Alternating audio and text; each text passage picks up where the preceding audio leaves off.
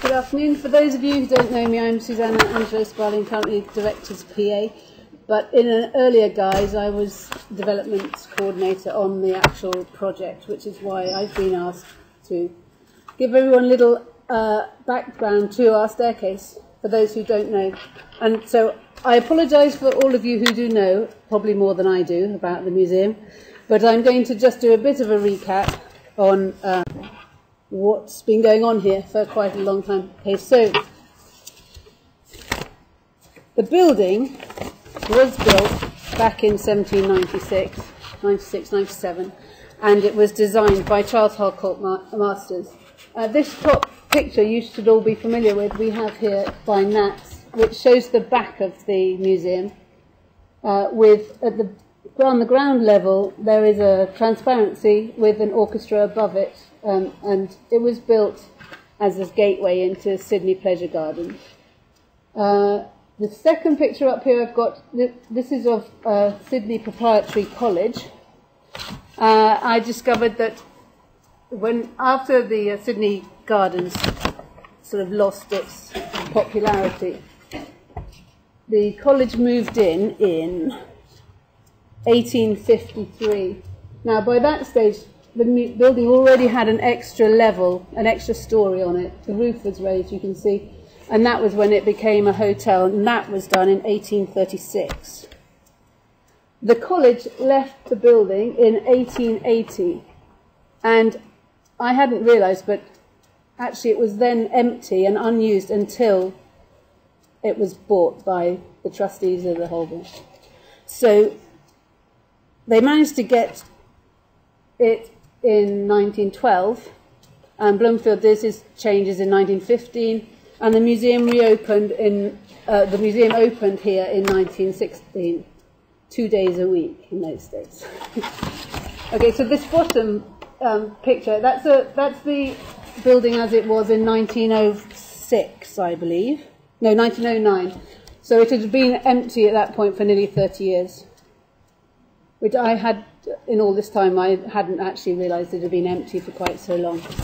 Okay, so when Eric decided to put in his proposal for our redevelopment, he wanted to open the access from the city to the gardens again, and I want to remind you of that so that I can show you the process that the building has been through, from start to finish, how it started with being open at the back. And so this is the floor plan that we have now. So the front door is at the bottom. We're in the Claw Learning Space. And you can see the staircase where we all know. It looks tiny to me on that drawing. So that's where we know it is now. I always assumed that we had put it back where it had been before Bloomfield moved it. This is Bloomfield's drawing for the museum. And in the first days, the ground floor was used for accommodation for curator in here. This was 3 different rooms. A bedroom would have been in this corner. And there was a strong room. On the other side, where the Haskell office and the shop now is, there's a bedroom, a sitting room, and a kitchen scullery.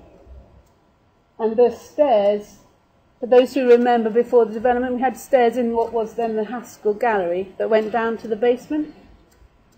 And you can see the stairs where they were before redevelopment, the main stairs that go upstairs. So let me then just show you what I discovered. I found this drawing, which has lost all its words. So the front door is here. This has been put together in, I think, 1904, yeah, by Mowbray as what they believed the building was like before Bloomfield changed it. And on here, you've got the circular bit at the top. That's the transparency that we recognise from the Nats building, drawing. And the staircase wasn't at the back, anywhere near where it is now, which is what I'd assumed. But it obviously went up from where the ones in the Haskell gallery used to go. And they used to go all the way up and down there, not just the basement. So that was something new that I found out preparing for this talk, which I thought was rather amazed that I hadn't realised that, because I just assumed we'd moved it back to where it had been. So That's how we used to know the front hall, the entrance in that the visitors would have seen, with that window on the staircase. Here, this goes up, and you can, I picked this photo because it shows you those two windows which are now openings through into the new extension. With the top, that's the top floor landing, where the sofa was. Okay, so back in 2009, when they started work on developing the building, they actually worked on the staircase from day one, and it was the last thing finished, really. So it was a continuous item in the project plan all the way through the 2 years, was working on the staircase. So they had to build scaffolding from the ground floor right the way up through the building in order to take out each tread. And each of those treads were marked up and labelled so that they have gone back in the same position that they were in. So the one that was above is still above the one that was below it back in the day before we moved the staircase. So at one point the entire hallway from where the reception desk is right the way to the top was full of scaffolding.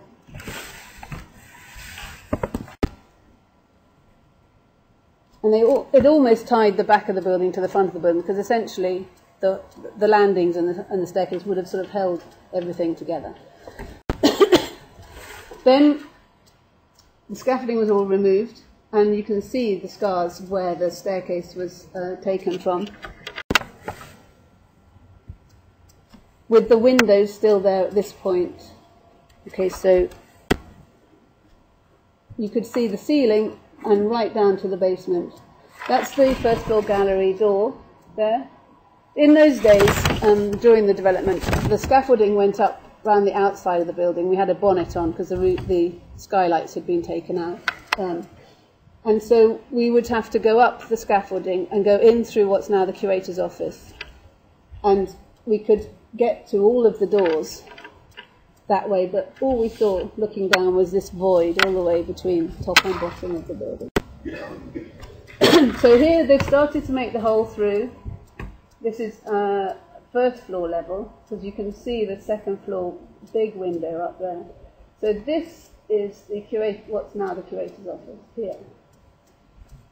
So the building really went back to being a shell. So that's the front door, and again the first floor gallery and the curator's office on the left-hand side. We spent more of the money doing up, refurbishing the building than we did on the new one. This is a view from, I think, even further back behind the reception desk through towards the door that goes out to the car park. So that's the shop door on the left, and this boarded up bit here is the way through to the cafe. Then eventually they got back to rebuilding the steps, and that involved reversing what they had done to remove them. So essentially the concrete base in the new position, and all the treads then put back in the correct order as I explained, and obviously repeating the shape and everything so that it looks as if it had never moved. That was the whole requirement, obviously, that the planners wanted. The balustrade has been obviously amended to allow for where we've got extra end bits at each floor, because we don't have, the staircase used to be against the wall. So other than that, it is the same as it was at the beginning. Here we are. When we were moving back into the building, we had to keep it all protected for a long time so that we didn't damage it in any way. So this is it, just waiting for everything to come back in. And now that's what we know today. So that was a very quick hash up of what happened in those years. There are loads more photos, and if anyone is particularly interested, I'm very happy to show you, because I visited on a monthly basis, and there, we took pictures all the way through. So I will hand you over to Amina now, who's going to tell you the interesting stuff about what is now on the staircase. So thank you very much.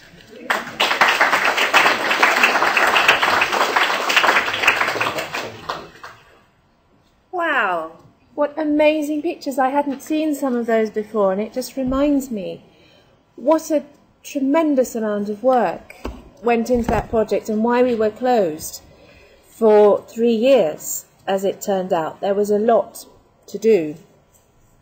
And so, what did we put in this space? Well,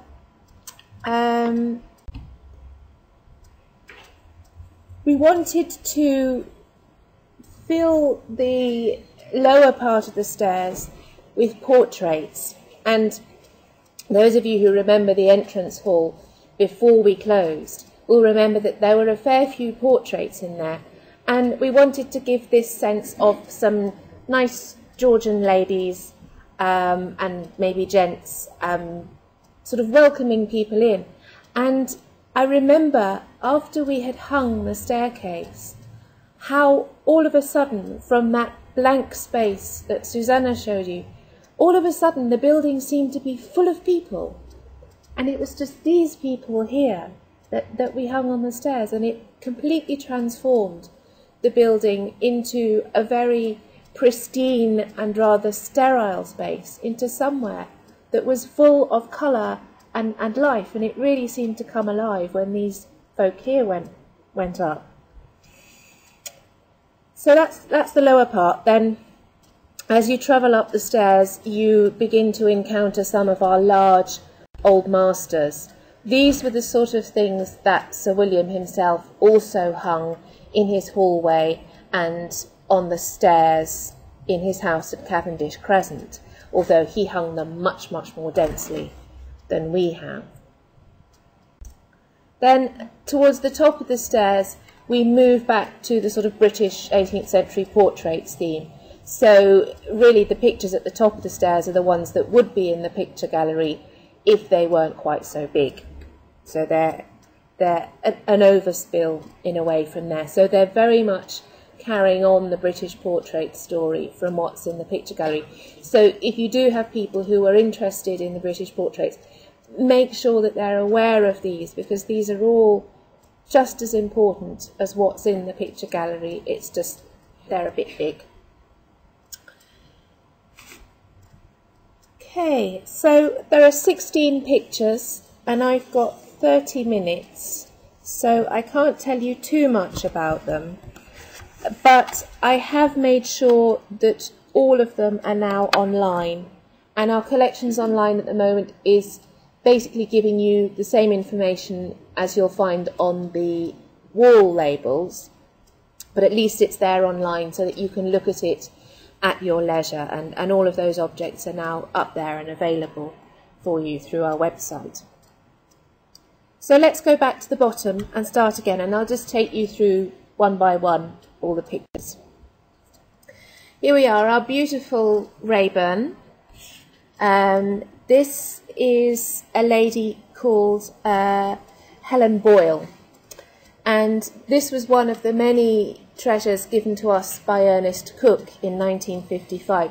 If you were at our previous talk, you'll remember that I talked a bit about Ernest Cook and put up some pictures of him. He was a very, very significant donor of objects, and particularly pictures, to the museum. Rayburn, very, very much the leading Scottish painter of the Regency period, seen as the successor to Allan Ramsay. And unlike Allan Ramsay, he never came to London. He always stuck with Scotland, working in Edinburgh, painting portraits of Scottish landowners, aristocracy, celebrities.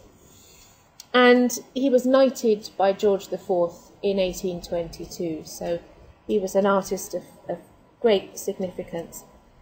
What makes Rayburn's work so special is his spontaneity, the way that he responds in a very immediate way to the natural world, to the Scottish landscape. And you see this very much in the portrait of Helen Boyle here with the mountains in the background. There's a sort of glen there, and these extraordinary trees which are so loosely painted they almost look like RSJs or something, don't they? Big steel girders going across there. And the lady herself, again, the white muslin of her dress, very, very loosely constructed with oil paint. I should tell you a little bit about this lady, Helen Boyle. She was the niece of the Earl of Glasgow, and this portrait came to Ernest Cook through the Earl of Glasgow's collection at Kelburn Castle. I can't resist showing you what Kelburn Castle looks like. Isn't that lovely? Apparently the Earl is in trouble for this. I'm really not surprised. This was something he called in some Brazilian graffitologists to decorate his castle, and it was supposed to be a temporary arrangement, and it's been left up there. But I think the local authority are beginning to get a bit fed up with it. So this is very much standard portrait format of the 1790s, particularly for Raeburn. You'll find many portraits that look almost exactly the same, except they're different people inside that muslin dress. So just a couple of examples. This is Mrs. Anne Stewart of St. Fort. This is in Cartwright Hall in Bradford. And that's also interesting. It's also from Ernest Cook's collection, so I don't know whether he hung these two close together. And this is from the Tate. So again, you see it's a very sort of stock thing, and there are many others out there. Going back to Helen Boyle's sort of biography, she married a gentleman called Thomas Muir of Warriston, and she married in 1791. So this is probably either an engagement or a marriage portrait. And she died just 15 years later. We do also have the portrait of her husband, Thomas, but I think a few people are a bit upset about this, that he's not hanging. One of the reasons is that we had her cleaned, so her dress is this wonderful, brilliant white now. But we didn't have enough money to clean him as well, so he, by comparison, is looking quite dull. He's smaller. It's not a matching pair. He's quite a bit smaller, and he just looks quite boring compared to her. So that's not out at the moment. It's not to say that he won't have his moment, but as yet, he's not quite there. We don't really know anything about him. He was perhaps a cousin, and he died quite young as well. He died actually the year after Helen, which just rather a sad story. Okay, this is what our technician art handler calls the fantasy ladies. Spring and Summer, not British, painted by an Italian, but for a British patron. About 1760. These are not portraits, these are very much decorative pieces, something to decorate your house. So we have Spring on the left, as portrayed by the goddess Flora, goddess of flowers. There she is with all her very, very beautiful flowers. There's a lovely still life going on here in the corner. This little puto here is putting quite a nice tulip in her hair, making this wreath for her. And up in the sky, you can't really see it very well here, but up in the sky are the zodiac signs for the spring. So it's Aries, Taurus, Gemini going around in the sky. Her friend here, this is the summer, represented by Ceres. Ceres, goddess of wheat and the harvest, goddess of plenty. There she is with her little stook of wheat. There's another little puto here. Interestingly, he's got butterfly wings, which is another sort of summery thing. And he is showing her some fruit. if any of you went to Robin Simon's lecture last evening, you may be able to make the connection between that peach and possibly Ceres' anatomy. Again, the zodiac signs, the constellations up in the sky, you might just be able to see a little Scorpio and a little Leo and a little Virgo up there. So that's representing summer. What's really interesting about these and what makes them important is their provenance. Casali, who painted these, he was Roman, but he came to England in 1741, and one of his chief patrons was Alderman William Beckford. Beckford, the father of our Bath Beckford, he was astonishingly rich. When his house at Fonthill, between here and Salisbury sort of area, it burnt down in 1755. So he just built another one. And his second house was so big and so magnificent that it was called Fonthill Splendens. And he called Casali in to decorate it with allegories. He made ceiling paintings, he made easel paintings like these as well. This would have been originally a group of all 4 seasons, but we haven't been able to trace autumn and winter. The other thing made was this portrait of little William Beckford. So that's the famous Beckford.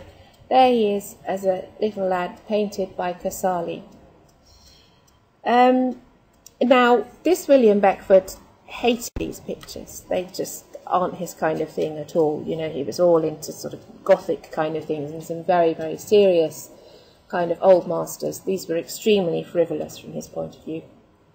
So what we think happened was that during one of his clear-outs, around about 1800, these would somehow have ended up not with Sir William, but with his parents. We're not 100% sure about that, but that seems to be what happened. Sir William himself, once he'd moved to Cavendish Crescent, kept these in his private study. Now, if you like Casali's work, there are, of course, 4 more in Bath.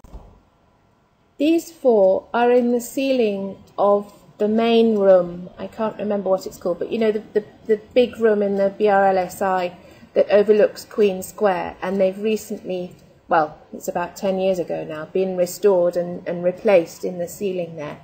Similar sort of thing, allegories, Roman gods, Pan with his pipes, Pomona with a fruit, Ceres again with her wheat, and Mercury sitting on a cloud.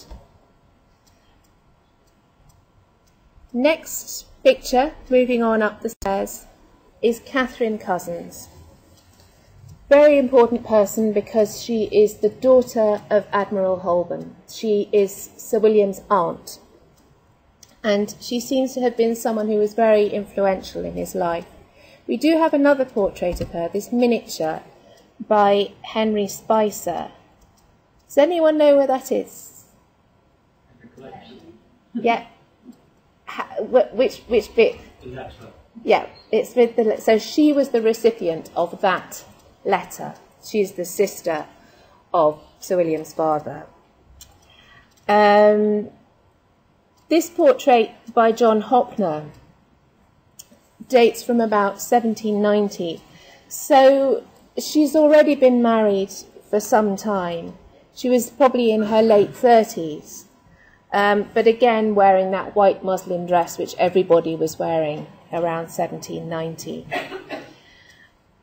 This portrait, we know, was sold at the sale of her effects in 1835. There was a big sale at Christie's of all her personal collection.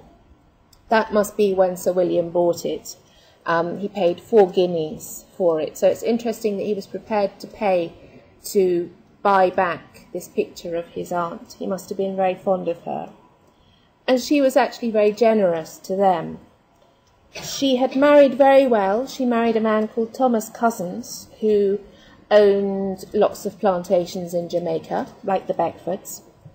He was about 15 years older than her, so he was already very wealthy. But this is rather sad. He died in 1795, not long after this portrait. They had no children, and she was very shocked to discover that he had left all his money, all of his estate, his plantations, he left it all to his nephews, and left her actually with enough to be comfortable, but she was quite shocked and surprised, and we have letters or transcripts of letters where she's talking about this and saying how distressed she is. So a little bit about John Hopner. He can be a very, very good artist, but he always ends up playing second fiddle to Sir Thomas Lawrence and to some extent Reynolds, although he was more of the Thomas Lawrence sort of generation. So he's a bit forgotten nowadays, Hopner, but he did some work for the royal family. He was very highly regarded in his own time. He was also absolutely adored by the Edwardians. They were crazy about Hopner. And in 1906, you may remember that we had a curator at the time called Hugh Blaker, who went through the whole collection and threw out a whole load of paintings which he thought were inferior and not worthy of display. However, this was one of the ones that they really loved. The chairman of the trustees loved the look of his picture. He wanted to know more about this wonderful lady.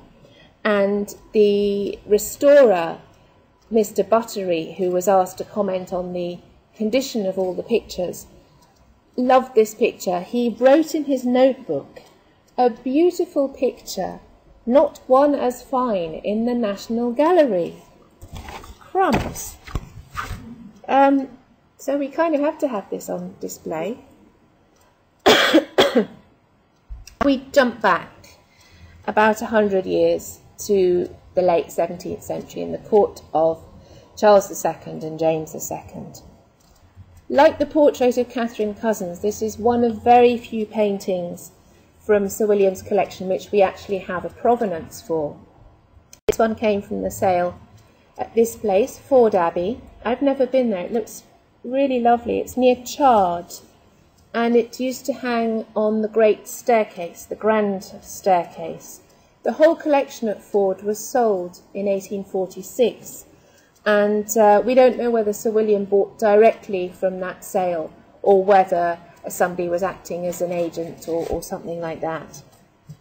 Now, a question that I know a lot of visitors get a bit worried about is whether it's the famous Earl of Rochester, and it's not. The famous Earl of Rochester was no relation at all. John Wilmot was his name, whereas our Earl of Rochester is Lawrence Hyde. John Wilmot was exactly more or less the same age. Very prominent figure at the court of Charles II. He was a poet, but I think he's best remembered now as a kind of a, well, libertine is the word they use, all-round bad guy. You can see how troublesome he is. I think even this frame looks kind of, I don't know, there's something sinister about the frame. Crowning a monkey with laurels, which is sort of indication of his important role as a satirist. And he's holding a volume or book here of his verses. But there are sort of little bits of shredded paper, lots of sort of rather nasty allusions going on. You can tell I really like him, can't you? This is our Rochester, a very much less interesting character. He was a politician. And he was the son of a politician. One of the most prominent figures in the Civil War period, the Earl of Clarendon, Edward Hyde. Edward Hyde's daughter was Anne Hyde, who became the Duchess of York and later, she was the Duchess of York, wife of the future James II. Okay, so Anne Hyde's daughters are Queen Mary II and Queen Anne.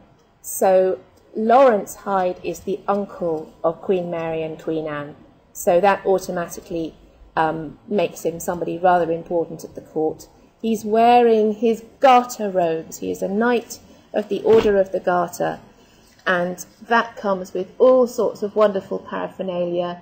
You can't see the garter itself, it's sort of off the image, but you get this wonderful chain with enamelled mini garters on it, and the beautiful enamelled jewel with St. George. And then all of this is all part of the uniform, all this white satin. There are actually extant examples of these. There's one in the Westminster Abbey. If you go into the sort of museum treasury of Westminster Abbey, they've got an extraordinary collection of wax effigies of kings and queens and other famous figures. They have a wax effigy of Charles II, who is wearing an exact copy of this costume. So Lawrence Hyde was appointed Earl of Rochester by Charles II after the other Earl of Rochester, John Wilmot, died. He died, needless to say, of a nasty disease, whereas this nice Earl of Rochester lived to a fairly decent old age.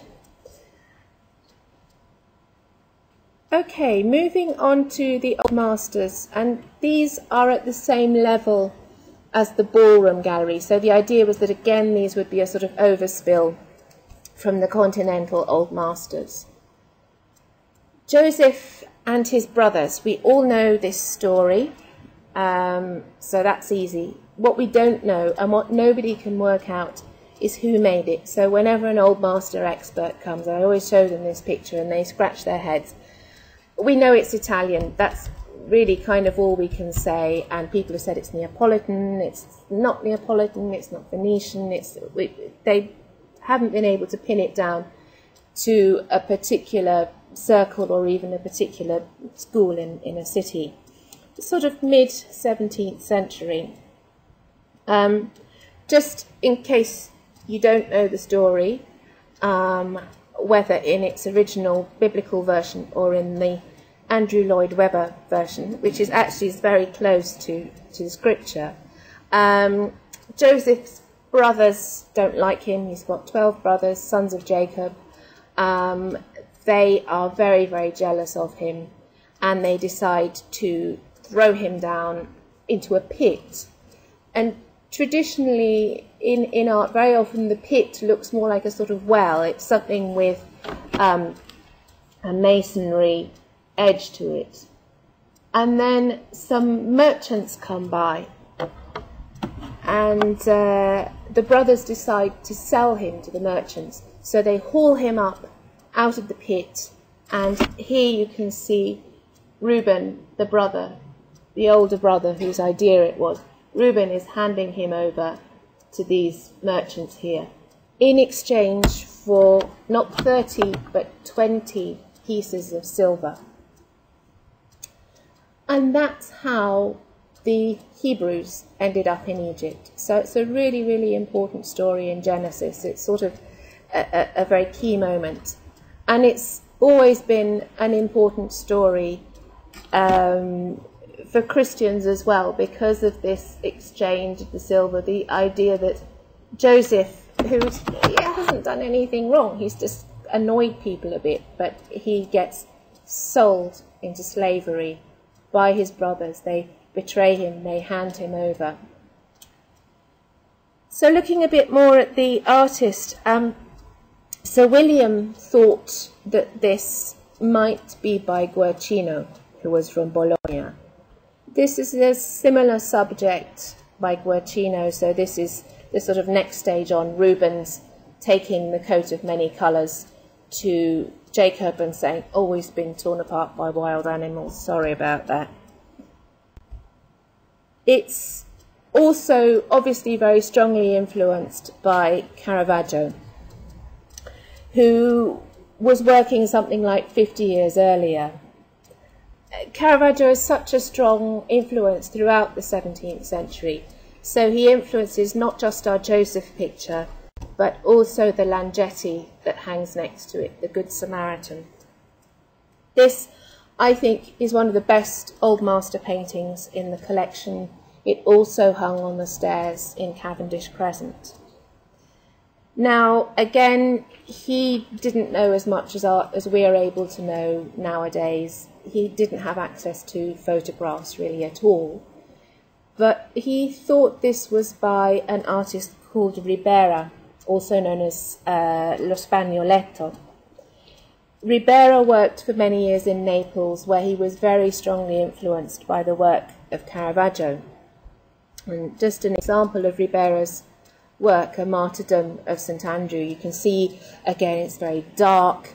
It's very often got these sort of scrawny kind of figures drawn in great, very accurate anatomical detail.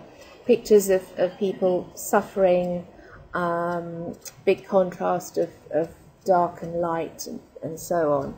I think this character down here is very reminiscent of some of the figures in our Langetti. Langetti is really interesting. He was born, there's another example of his work. He was born in Genova in 1635, and he started out in Rome, and it would have been in Rome that he would have picked up this fashion that Caravaggio had bequeathed to art. Often very violent pictures, and he would also there have seen the work of Ribera, Lo Spagnoletto. But he settles in Venice, and in Venice he learns about colour, so he does use some very beautiful colours. So this one here, The Death of Cato, is, you can go and see this because it's at Osterley, which is a National Trust property. Look at this figure here, very much like our Samaritan, but he's doing something a bit different. Cato was a Roman general. The story of the death of Cato is actually really gruesome. He was defeated by Caesar. He realised that it was all up, and he decided to disembowel himself. But in the process, he knocked over a table. His son comes rushing in, finds what's going on. He calls in the surgeon to stitch him up. But Cato is having none of it. And, it ends up being extremely messy. Now, this was on the market fairly recently, and this has been called the Good Samaritan. I suspect they've been looking at ours and realised how much this looks like ours, with this torso here, this chap with his head covered, young lad here supporting the figure, and then this character here with, again, this very nice blue coat on, attending to this wound. But I actually realised the other day, can you see that sort of pen-looking thing? I think this is the death of Cato again, that he's stitching up the wound. He's not sort of, he's not like the Samaritan. So here's our Samaritan. You see, he's pouring wine and oil into the wound. So this is much closer to the scripture. There's a boy here is holding the Samaritan's horse, and this, we guess, is the innkeeper. He's got a little bag of money, which the Samaritan has given him to enable him to look after this poor man who's been beaten up.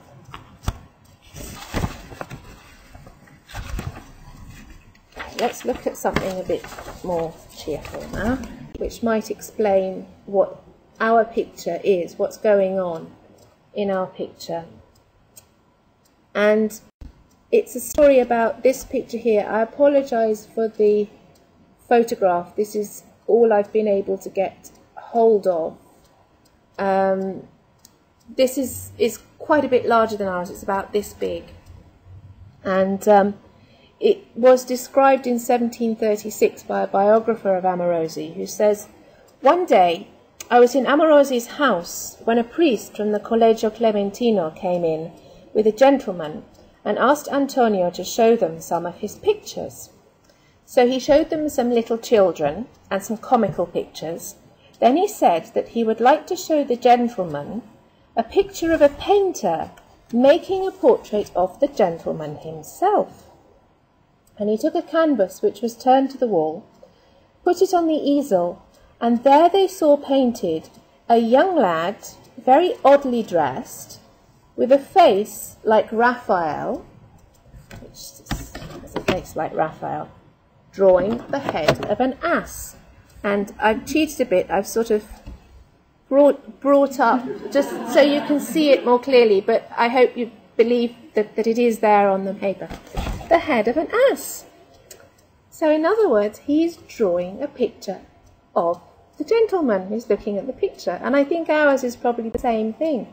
This little boy is drawing a picture of you. And there's the detail of it. So it's a kind of a trick picture. So you might be able to get away with this. And visitors actually say, would you like to see a picture of a little boy drawing a picture of you? And there it is. Okay, the still life.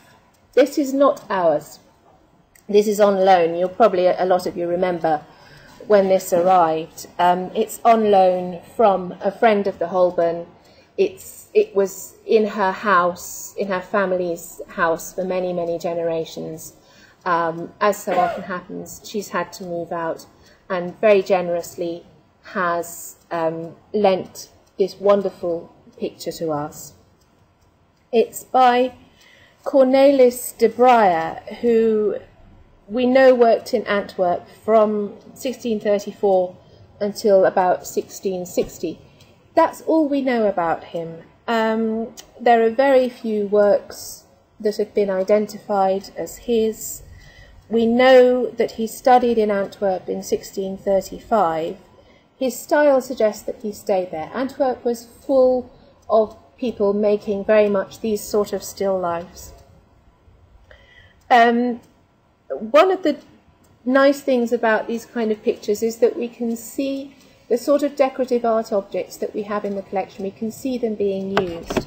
So we've got this porcelain dish here, and some much plainer pewter things. And can you see this glass Roma here with the wine in it? It seems to be some kind of a jewel box or something here, and the basket, of course, all very beautifully painted. So the sort of central focus is the lobster, but also these strawberries, which are of a similar colour, wild strawberries. And I said on the label there are over 20 different fruits, and I very, very often notice people trying to count all the different 20 fruits. I won't tell you what they are now, but perhaps I could do a list or something for you. The ones that I've spotted, there might be others in there. And I do count vegetables as fruit, so that's definitely a fruit. That maize, that's a fruit. So I'm counting veg as fruit. And then we've got the seafood as well. We've got these amazing oysters here, which is sort of oozing all over the place, making quite a mess. So it's just, I've always enjoyed how much people enjoy this picture. Even a tiny boy, we had a tiny little toddler who passed it the other day, and he was tugging at his mummy's sleeve saying, look, look, look, look, look. She was just walking straight past, and he was so excited about it. Okay, now we come to the British portraits. Garden Orme.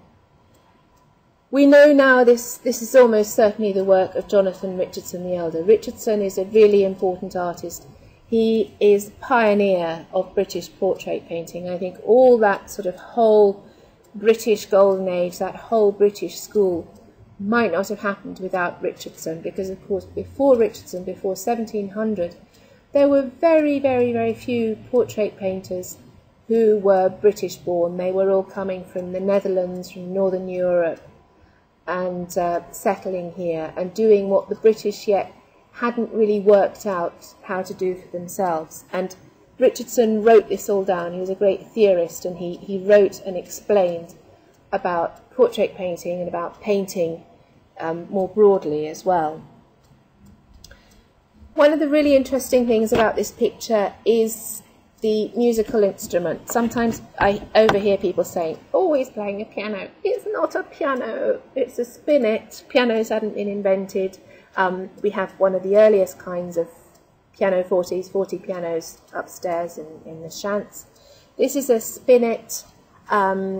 It's a small household instrument. You'll notice that the strings aren't going backwards as in a grand piano. They're sort of going across sideways. So it's small, it's got small strings, so it doesn't make a big noise. But what excites people about this particular instrument is the keyboard, because you see the last two accidentals, the last two white notes, look a bit funny. That's because they're actually split. Can you make that out there? They're actually split. Each one is split into two bits, and each bit is a separate key that produces a separate note. And that was just so that they could keep the keyboard fairly narrow and still fit in all the notes that they needed. Garden Orme was the squire of Lavington in Sussex. It's between Midhurst and Chichester. This is what the family's house looks like. It was then taken over by the Sargent family. So this is where John and Rosamond Sargent would have ended up. And I think that these alterations were maybe done by the son of John and Rosamond. But I'm going to tell you all about these people in a separate talk, which I know I promised to do, and I think it's going to be in the autumn sometime. This is the little church right next to the house. This building here is Seaford College, which some of you may have heard of or even been to. I know my father remembers Seaford College as the place that he was always playing games against, cricket and things. His neighbour was the Duke of Richmond, so his estate neighbours with the Goodwood estate, and the Duke of Richmond was very good to him. He got him jobs at court and in Parliament, and got him the job of MP for Arundel. Here he is as a child. He's about 11 years old, wearing very, very grown-up clothes. He's wearing an extremely nice coat with silver buttons, with silver embroidery. He has a sword, and he has red heels to his shoes. These are something that's very much associated with the court. And note also, those of you who heard Robin Simon last evening, he has his toes turned out. He's got very good deportment. This may be a sort of a coming out portrait in the sense that it's commemorating his first expeditions into society. Perhaps he was taken to court by the Duke of Richmond. But as you know, there is a dark side to Garden Orme. I will give you the bare facts just for now, and then you'll have to come back to my next talk in the autumn. His first wife, Charlotte Hanway, died in January 1727. On the 4th of March 1727, he married the vicar's daughter, Anne Lafitte. She was of French origin. That's a very, very short time to get remarried. Let me just tell you that the subsequent owners of the estate, when they came to a particular place on the boundary of the estate, they used to commemorate Garden Orme by spitting there. So he wasn't very popular even in his own family. Let's look at another child of a similar sort of age, Emily Kerr, who is 12 years old. This was given to us in 1936, and it's by William Hoare. William Hoare is so important because he works in Bath for such a long time. He is so influential here. He is one of those people who knows everybody. He is involved in everything, all the innovations in Bath. He's friendly with Ralph Allen. He was involved in the founding of what's now the Mineral Water Hospital. This is a self-portrait that he presented to the hospital. As you can see, he's a master of pastel painting, perhaps even more so than oil painting. And there are examples of his work scattered all over the city, in the assembly rooms, in the Min, if you're passing by on a weekday, do pop in, because they've got some wonderful collections just sort of hanging around in the hospital, so it's well worth having a look. But let me tell you about this young lady. This is Lady Wilhelmina Emilia Kerr. She's aged about 12, daughter of the 4th Marquis of Lothian. And I don't know, perhaps some of the Scots in the audience will tell me it's not Kerr, is it Carr? I don't know. She also had her portrait painted by George Romney. Oh, there's the caption for that. So there's her portrait by George Romney, which is in the Tate. And that was painted around the time of her marriage. She visited Bath as a young girl, so that's when she would have had this portrait painted by Hall. And she received singing lessons from Herschel, and she was very much admired for her dancing. And I think that's why they chose this rather unusual subject. She is in the guise of a bacchant, a follower of Bacchus.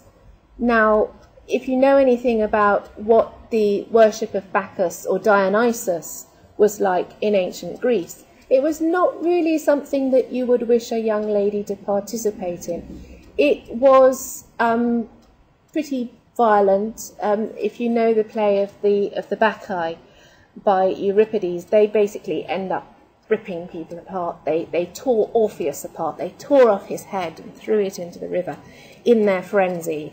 So here is this very nice young Scottish aristocrat emulating these people with her tambourine and with, you might not be able to see the pine cone on top of there. That was the symbol which the followers of Dionysus used. But in this picture, it's just sort of saying she was a good dancer. And by this time, the iconography of Dionysus was very much to do with, it was just a very decorative thing, lots of children, lots of putti, the sort of thing that you see used very much in decoration in the 1780s and 90s. You see it a lot on Wedgwood. So if you have a look at some of the Wedgwood upstairs, you'll see lots of sort of Bacchic related things, children riding on panthers and that sort of thing. Hall may well have been influenced by this very successful picture. This is by Sir Joshua Reynolds, Mrs. Hale as Euphrosyne. This is now in the collection at Harwood House near Leeds. Sticking with Hall, the Pitt family. We bought this not long ago. It was while we were closed, so it was probably about 2009. We bought this picture from a dealer, and we're really excited about having it because it's one of William Hawes' proudest achievements. It was the first portrait that he sent to the exhibition of the Society of Artists in London, 1761 exhibition. It was obviously a very big moment in his career. They are the Pitt family. They are distant cousins of the more famous William Pitt, the Earl of Chatham, the Prime Minister. And they live down in Dorset at Encombe, which is down, it's near Poole on the coast. And the gentleman's name is John. He's John Pitt. His wife is Marcia, and their son is William Morton Pitt. Yes, that is a boy.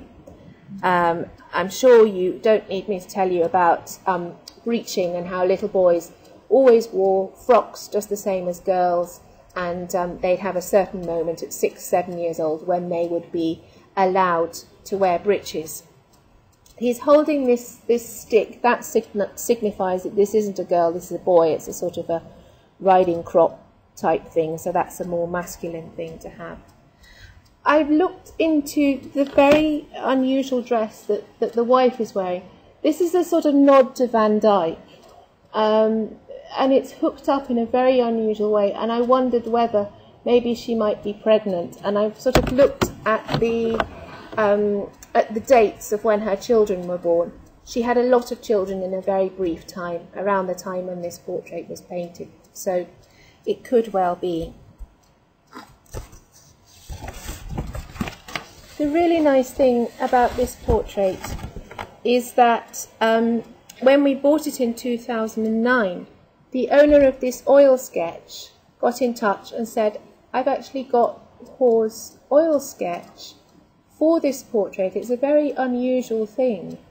And he said, would you like it? And he just gave it to us, which was really, really nice. You can see that Hore has already started working on the colour scheme, and there are very few alterations. He's moved this building here from the wife's side to the husband's side, and the child here, he seems to be holding some kind of leaves rather than just that stick.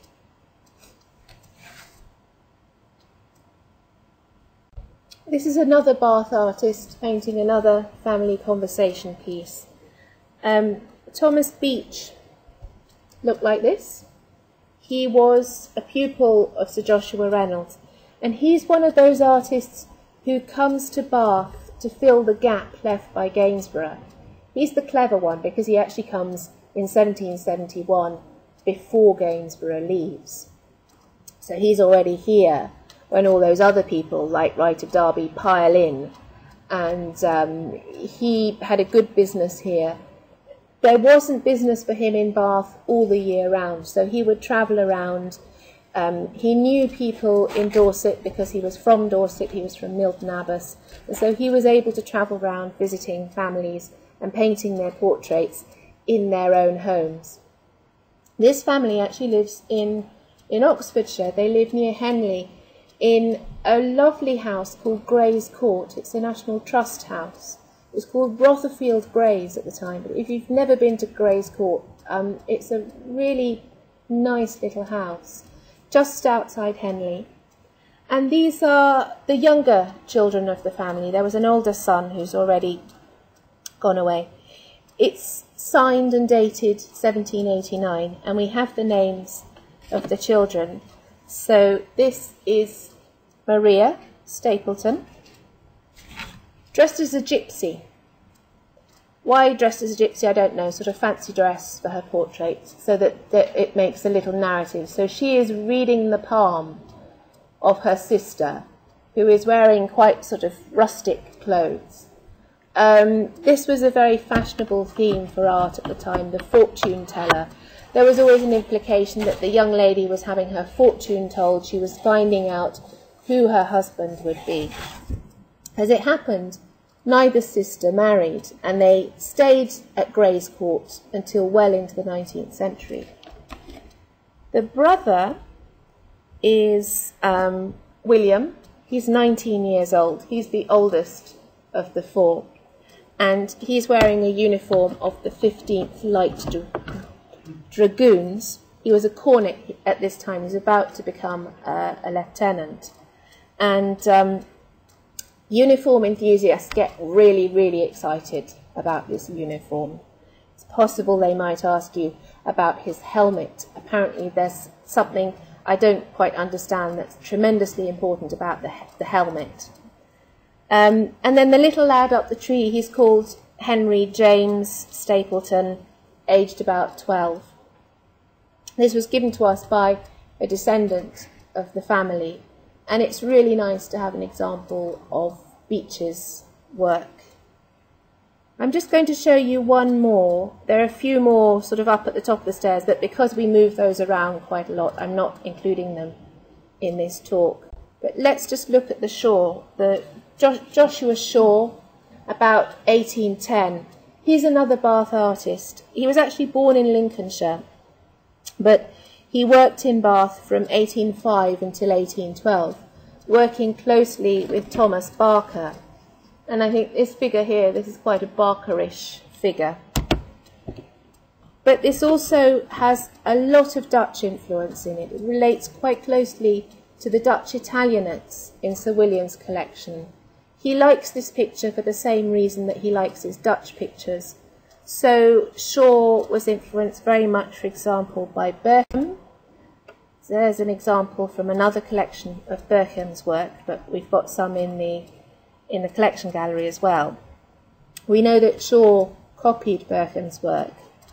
And then that horse, that famous horse there, isn't that like the one in our Wouvermans? Very, very, very similar. And again, this fellow seen from behind, that's very typical of Berkham and the Dutch Italianates. And there he is again there. So although this is the sort of English setting that Shaw's depicting, it's very much in a Dutch vein. In 1817, Shaw emigrated to America. He went to Philadelphia. And in Philadelphia, he was known as Shaw of Bath. And this is just an example of the kind of thing he did. This is big. He did really big pictures of really big country in America. This is from the MFA in Boston.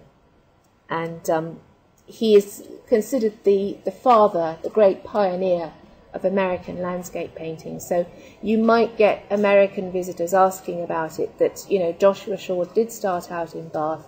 He made that picture that's up. I know it's often sort of tucked away a bit behind the piano, isn't it? But there we are. I hope that is helpful. And as ever, I've overrun by miles, and you're all dying for your tea.